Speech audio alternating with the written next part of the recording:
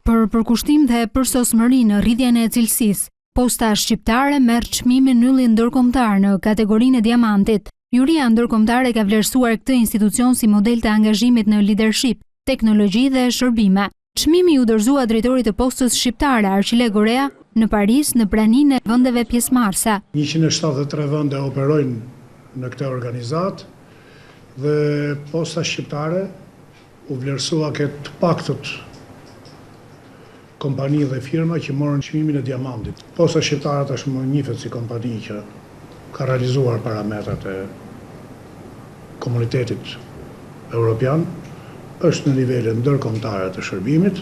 Njëkohësisht, Unioni i Përbotshëm Postar ka njoftuar drejtorin Arqile Gorea që Posta Shqiptare ka plotësuar të gjitha kriteret për përfitimin e certifikatës së artë për cilësinë e shërbimit. Vlerësim ky që do t'i jepet Postës në një ceremoni të veçantë që do të organizohet në muajin shtator në Katar.